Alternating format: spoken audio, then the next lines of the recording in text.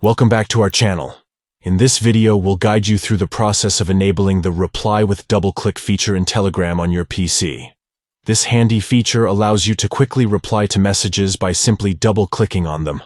Let's get started. To begin, open the Telegram app on your PC. Next, locate and click on the three lines icon at the top left corner of the screen. From the menu that appears, click on Settings. Now, click on Chat Settings.